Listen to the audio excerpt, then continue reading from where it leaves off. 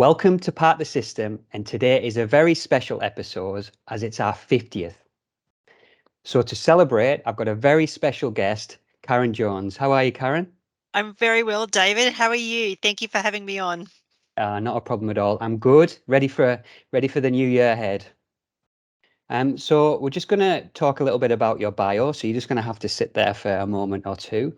But Karen Jones is the Chief Executive of New South Wales Office of Sport, leading 400 employees across 18 locations to set the state sport policy agenda and provide direct service delivery to communities throughout New South Wales. Now, Karen's role is to work with government, the sports sector, and key partners to create healthier people, connect communities, and make a stronger New South Wales through the power of sport and recreation. Since 2009, Karen's been leading the Office of Sport, heading several key initiatives, including the delivery of the Strategic Plan 2020 to 2024, administrating billions of dollars in funding to support increased participation in sport and rec, merging government, sport and entertainment agencies to create the wonderful Venues New South Wales, administration of Active Kids Voucher Programme, the introduction of the first LAP voucher programme, and the development and implementation of the landmark Her Sport, Her Way. Execution of regional sport and activation recreation plans, and the implementation of the inaugural Joint Reconciliation Action Plan with Venues New South Wales, which is fantastic. Now, prior to this, Karen was with the Sport Infrastructure Group as the Executive Director at the Office of Sport, overseeing the delivery of sport infrastructure across New South Wales. And earlier in her career, Karen was the Director of Transport Assessments and the Director of Infrastructure Projects at New South Wales Department of Planning Environment, where she managed the assessment of critical infrastructure transport projects, including Sydney International Convention, Exhibition and Entertainment Precinct, the Northern Beaches Hospital, Sydney CBD Light Rail, and the Pacific Highway and West Connects. Now, you also hold a Master's in Business Administration and have studied at Harvard University, Royal Melbourne Institute of Technology, and Western Sydney University. And I must say, that was the small bio. David, you're too kind and too generous, but yes, that is my bio, and it is. Whilst it sounds very extensive in that way, you kind of forget the history that you've lived through as an individual. So, yeah, that is my history and my career development. So, yeah, thanks for going through that. Well, thanks for being such a good sport and sitting there patiently as I went through that. But I think it's really, really great just to give the context of you, really. And we'll start with the question around well-being. Yeah, Sure. what does it mean to you, Karen? Yeah, look, it is a really important topic to start, start this conversation between yourself and myself, David, is, what is the purpose of sport and active recreation? And it does really come down to personal well-being. And for me, personal well-being comes down to balance. So, how can you actually achieve balance in your life, both physically and mentally, and even spiritually, Mm, for those that might be spiritually minded? But, for well-being, for me, it's really about feeling good about myself, about my relationships, whether they be personal or professional, feeling like I have really great support networks or that sense of community around me. Again, whether that be family and friends, mentors, community groups, or sporting clubs. And then there is the sort of the physical side of it, feeling really healthy within my own body, what I'm eating, how much physical activity or sport I'm actually undertaking.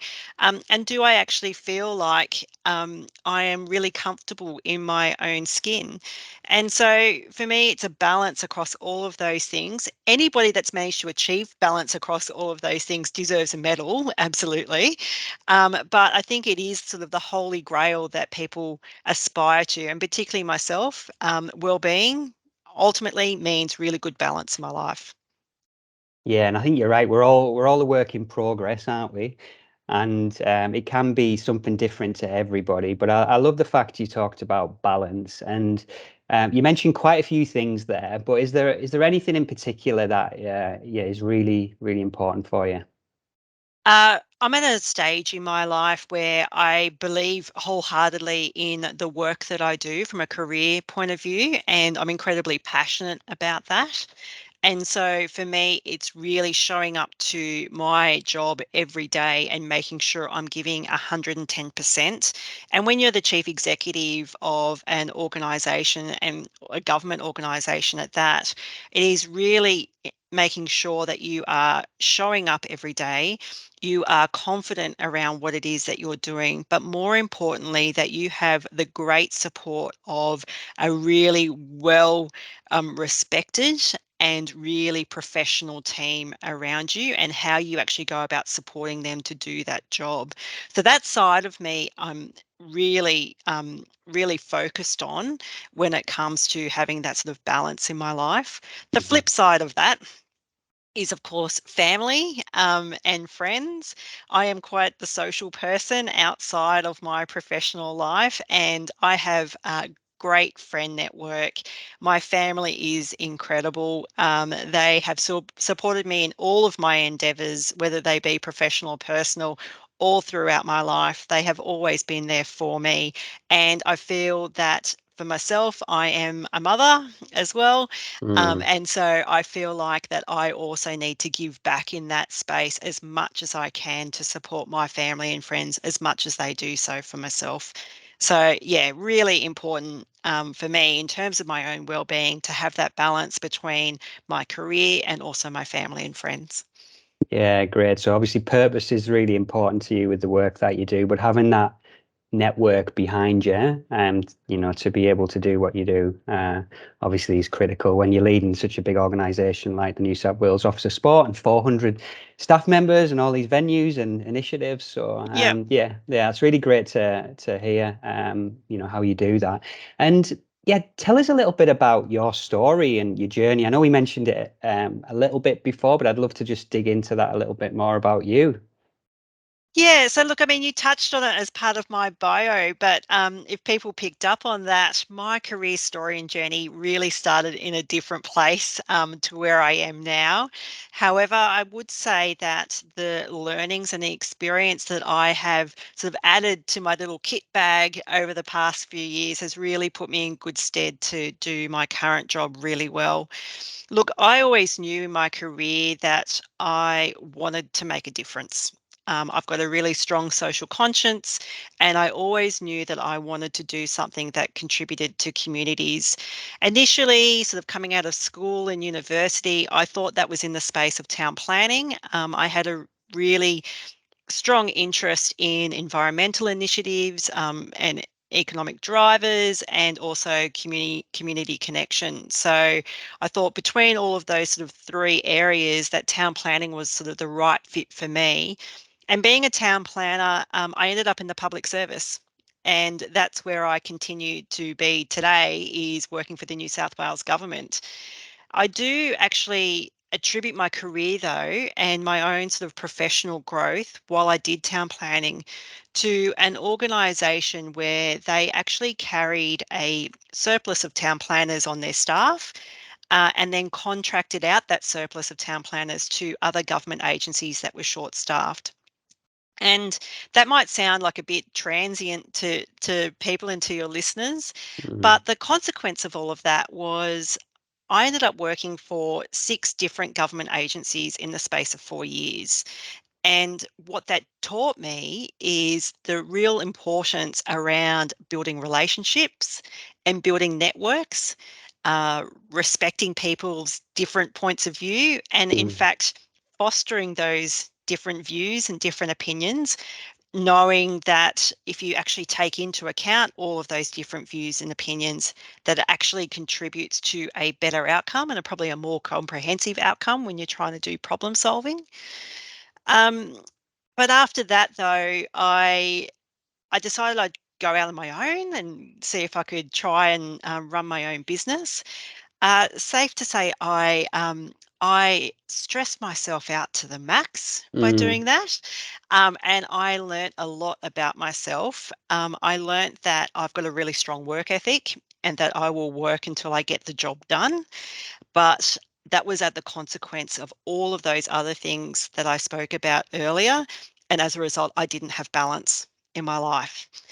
And in fact, I was doing some consultancy work for the Department of Planning and Environment as a consultant working for my own or working for myself. And a director there asked if I wanted to work for them and have a job there. And I actually said, my response to them was, yes, save me from myself.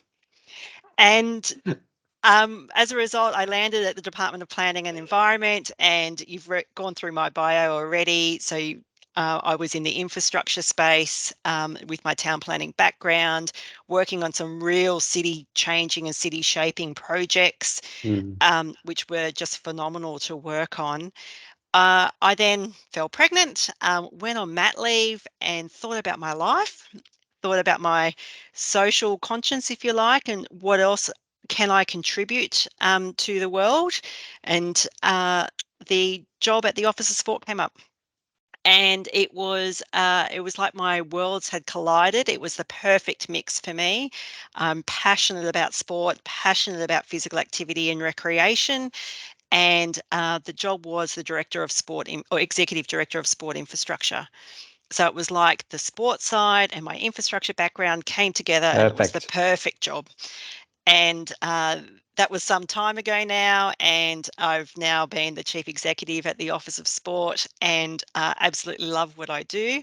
Wouldn't change it for the world. And whilst that town planning infrastructure side of me is still in the background, it's still, I call it my trade. Um, but ultimately, I've been in the sports sector now for several years, and absolutely love it. So yeah, I'm feet firmly planted in sport and active recreation. And it just sounds like such a great fit for you, you know, with that social conscience, like you talked about, and with that passion. And it's interesting, isn't it, when we look back on our career, how we zigzag sometimes, and you know, we do something that we might not, you know, might get a bit stressful or whatever, and then it might lead you to something, you know, that you find your way, yeah, Yeah, where you're at absolutely. now, yeah. Yeah. And yeah, tell us a little bit more about the New South Wales Office of Sport then, and where it kind of sits within the sport and physical activity system. Yeah, right. So the New South Wales Office of Sport, we're the lead government agency in sport and physical activity policy for the state of New South Wales. So, what we really do is we show leadership in areas of policy development. And in fact, that's probably our strongest area. It's our strongest lever that we can pull to actually instill change across the sport and recreation sectors. We are also involved in programs, so direct program delivery as well. You mentioned before we do provide funding, and recently it has been in the billions of dollars worth, particularly in the infrastructure space, for sport and recreation facilities. We do regulation. So, for instance, we have a whole unit here at the Office of Sport that's dedicated to combat sports and combat sport regulation, particularly around health and safety of that industry. And of course, there's major events. So I challenge anybody or any one of your listeners not to have been to a major event of where the Office of Sport has had its fingers in the pie, particularly in New South Wales over the course of the last few years. We've had things like the T20 World Cup, both men's and women's. Last year, we had the FIBA Women's Basketball World Cup and the UCI cycling down at Wollongong. And in coming up in the next couple of months. So next month, actually, we have the cross country world championships up at Bathurst. And then, of course, there is the big one, which is the FIFA Women's World Cup, which will be an event like no other. But it'll be an absolutely phenomenal opportunity for women in sport, not only in New South Wales, but for around the country. Yeah, just all those events in the lead up to Brisbane, you know, 2032. It's an incredible decade, isn't it? Of activities. And yeah, we're so lucky, and I'm particularly looking forward to the World Cup, the female World Cup, and wondering if the Matildas can do it. I know what it, I was in the UK last year when England won the European Championships, and Yep. I think on home soil is always such an advantage. So yeah, it's really exciting, isn't it? Yeah, absolutely it is. And I think more importantly around our role on those major events is the legacy component. So it's not all the glitz and glamour that is a World Cup. Obviously we want the visitation, we want, the stadiums to sell out, we want broadcast to be at its highest numbers possible. But more importantly, for the Office of Sport, we want those events to inspire the next generation of athletes or even participants who just want to participate in grassroots sport on the weekend. So, something like the World Cup or any of the World Cups, in fact, we've had some really good legacy programs attached to those so that we can actually foster growth in those sports at that grassroots level so that we can encourage not just kids but also adults to be swept up in sort of the World Cup mania, but really be inspired to get out there and participate in that sport, and perhaps maybe trigger those people who aren't so physically active to get out there and to really give it a go. So the green and gold runway, as they're calling it, in the lead up to Brisbane 2032 is going to be a really exciting time to see all of those leading events that occur. But I ask all of your listeners to really think about what are some of the legacy initiatives that we can actually tie into all of those events in the lead up to Brisbane 2032 so we can really leverage the impact that those events have, particularly at that participant level. Yeah, and I love the fact you mentioned there. It's like it's getting those people engaged who maybe are not that active, or the ones not playing. The hard to reach and underserved communities, and just even looking at I suppose the feedback from the London Games, in terms of legacy there, Karen, and a lot of where that money went, it's a bit questionable if it actually where it was spent, and if there was legacy projects. So yeah, it's not an easy thing, but we have such a great opportunity, don't we? To maybe, if you just step outside of the sport and physical activity sector, like what else can we contribute towards, whether it's social housing or education and all these other types of things. Yeah, absolutely. I mean, it's an opportunity, particularly at that World Cup level or even Olympic level, to have that global presence. Mm. And nothing drives better investment and better engagement than those types of events. And so it is the country's challenge, and people like myself, it is our challenge to be able to make the most of those opportunities when they come around. And our home Olympic Games is very few and far between. And so, Brisbane 2032 is really a once in a generation opportunity for us. So, a lot of work is being done, even though it's still 9 years out. A lot of work is being done around what we can actually do to really have an impact around that event. Yeah, amazing. I mean, just what a great opportunity for you to be involved in that. It's in your in your career. I think it's not many people get to kind of that stage to influence, I suppose. And going back to that policy levers where Yeah. you can really make a difference. I'm just interested. Obviously, you talk a lot about sport. What about physical activity as well in general? And we see some of the trends. It's not just about people, being involved in teams and sports and such. There's obviously more passive recreation stuff. Yep. Yeah, can you unpack that a little bit in terms of what the Office of Sports role is there? Yeah, sure. So look, for our, like, we do not just sport, but we also do what we call active recreation, Mm, as well. So that is really those activities that do fall outside of like structured sport, if you like. yeah. But it's also recognizing that some people do actually prefer to go and participate in active recreation as opposed to structured sport. And what can we actually do to support that space? For us, it starts very early. We have, of all the locations that we have across the state, we also have our sport and recreation centres. For those people that grew up in New South Wales, I often ask, if you grew up in New South Wales, did you go on school camp? The answer is typically yes. And then I say, where did you go? Because the chances are you went to a sport and recreation centre of the Office of Sport. So we've actually got 10 locations around the state where we actually encourage children to come in, whether it be via a sporting group, by a community group, or even just school camp. And we actually expose that generation or that age group to other activities that aren't necessarily sport, but do actually fall more within that recreation space.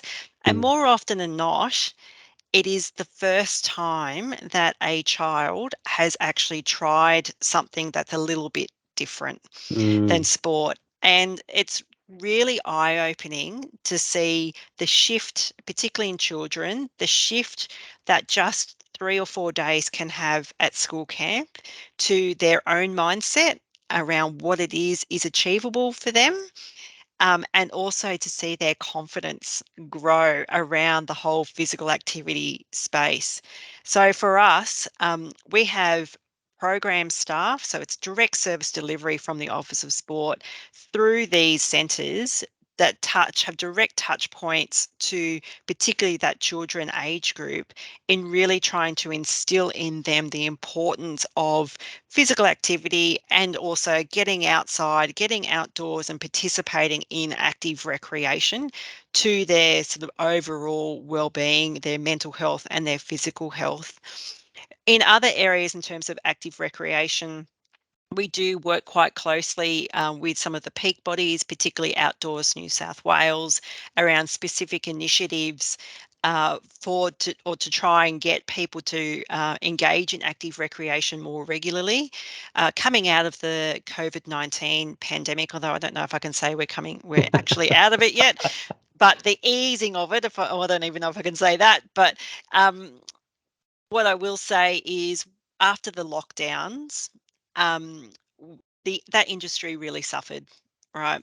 And uh, the New South Wales government, with with our support, actually looked at investing directly into the outdoor recreation sector, providing them with grants so that they can advertise their services, improve their marketing, try and really get into the corners of the population to try and attract people to leave their couches and engage with their sector and their industry.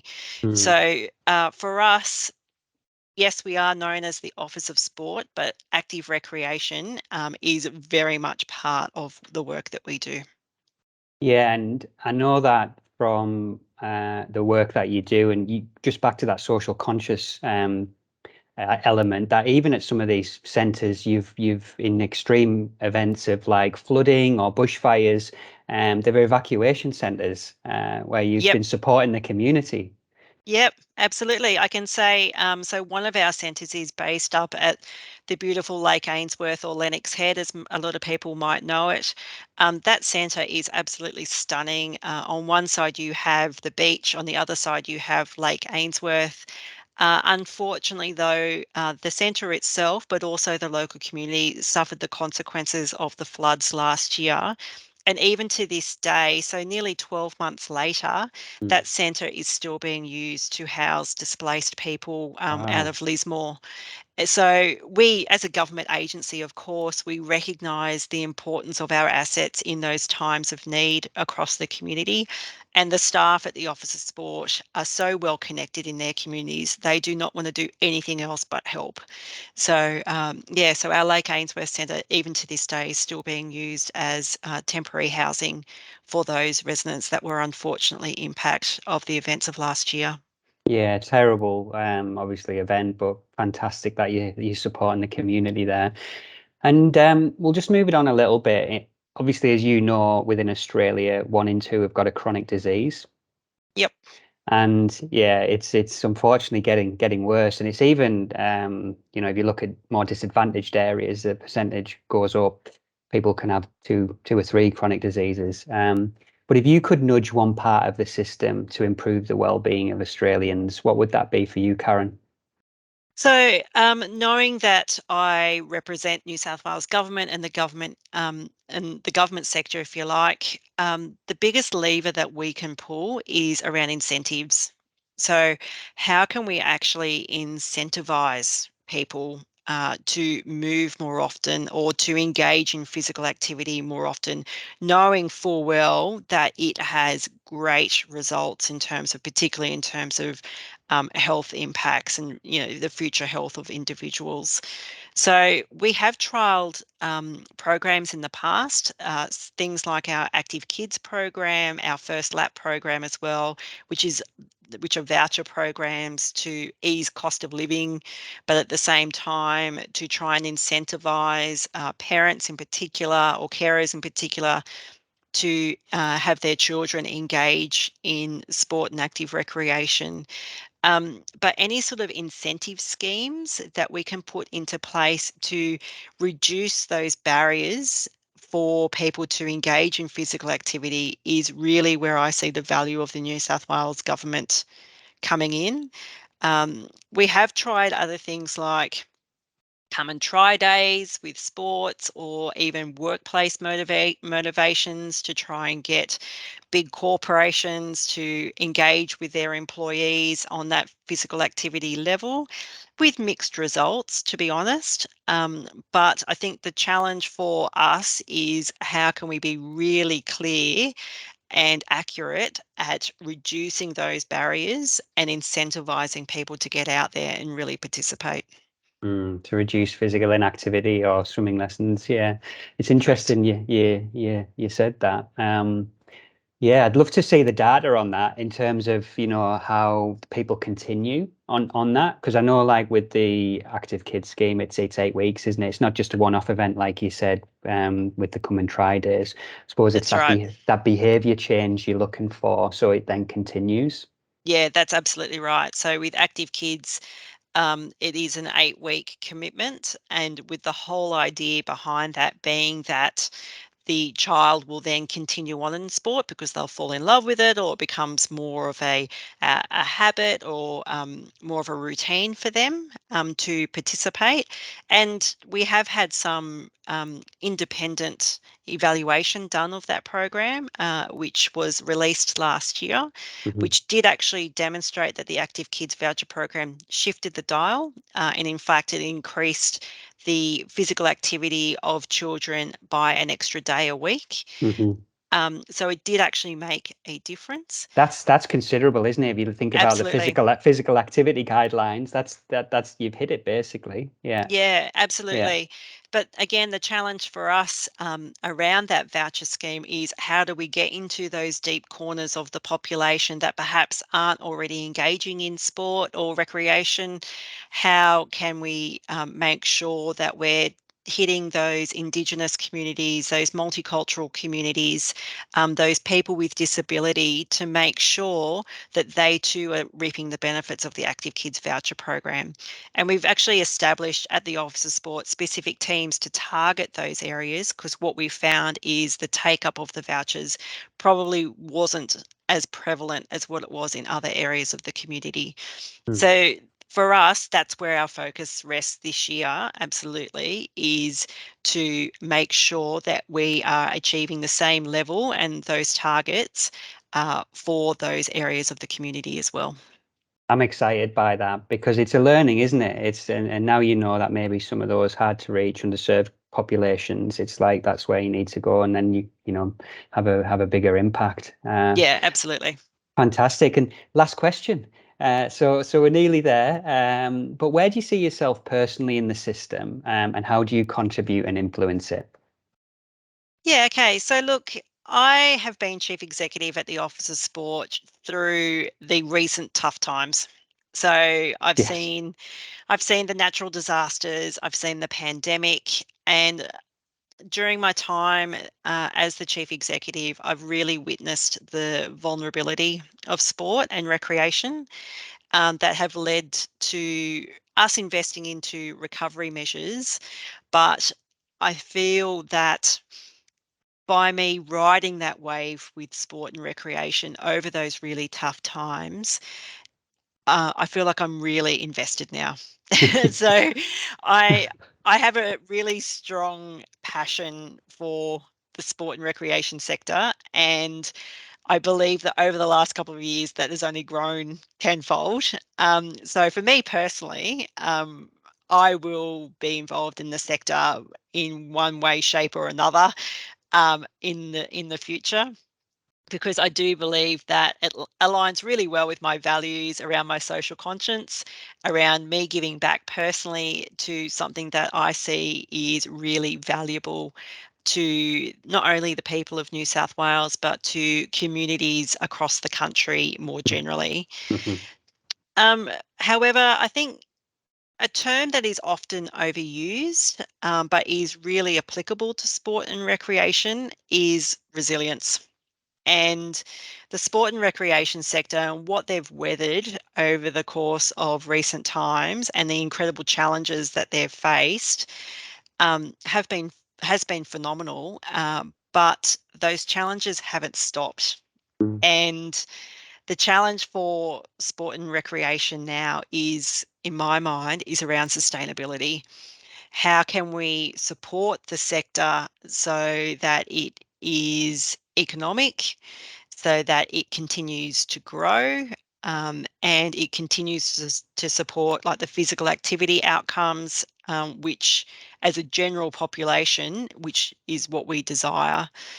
And sport and recreation equally have really suffered during the recent times, simply because there are not for profit. Typically, they're all not for profits, and things like their volunteering has dropped off, and so their business models are not capable of being sustainable during those challenging events, and then the Mm. aftermath of those challenging events. So, for myself and for the Office of Sport, I see that we should really be focusing our ability to influence on what is an incredible challenge. Mhm. How can we make sport and recreation more sustainable so that they can stand on their own 2 feet during those really challenging times? And also, how can we shared sort of the value proposition, if you like, that sport and recreation offers, particularly in terms of health benefits, social benefits, and economic benefits, so that they can actually attract not just government investment, but other investment, perhaps from the private sector, so that they can that helps then support their business models to become more sustainable, so that they can all achieve their end outcome, which is more people participating more often. um, so I know that's a little bit of a long-winded answer, but ultimately I feel that the challenge is in front of sport and recreation right now, around how can we make the sector more sustainable so that it can continue to deliver the fantastic outcomes which it does, not just now, but for many decades, if not centuries, to come. Because too many people within all of our communities rely on sport and recreation for their own well-being. So, yeah, that's what I believe to be the big challenge, but also where we as an organisation at the Office of Sport can influence the future of sport and recreation. Thank you for sharing that. And just to go back to, what riding that wave through COVID, it's probably, when you've gone through those types of challenges, it's ingrained into your system now, isn't it? It's in terms of sport and all that type of stuff that you've gone through. And then with the Office of Sport, I think you're right in terms of it's about articulating a really compelling future about what we're all about in terms of what we're trying to achieve. I think if we can all use the same language and the I suppose our same strategy about what we want, then I think we can achieve Mm. some great things, Karen. Intrinsically, everybody knows the the health benefits of sport and recreation. They know the economic benefits of sport and recreation. They know the social benefits of sport and recreation. Now is the time for us to really communicate that loud and clear Mm. to anybody that will listen, so that the investment comes and the sectors in themselves become more sustainable. Yeah, yeah. Fantastic. Well, you haven't disappointed. I was thinking, who can I get for my 50th episode? And it's a real privilege for you, to for me. I really thank you for giving your time. I know how busy you are. But I just wanted to kind of give you the final word if there was anything that you wanted to add. No, well, thanks, David, and thank you so much for having me on. I feel a bit privileged to be on for your 50th episode, but no, thank you. It's been an absolute joy to speak with you. My last word is, it's 2023. It's the start of the year. It is time, people have New Year's resolutions and all those types of things, but it's time now to look beyond that and really do look at what we can achieve in sport and recreation. Again, for me, I talk for New South Wales, but for the whole country, around what it is that we can do to make communities stronger and individuals feel more balanced. So that's my final word. Thanks, David. Beautiful. Well, I wish you well for the rest of the year, and I hope to catch up with you in person soon. Absolutely. Thank you so much.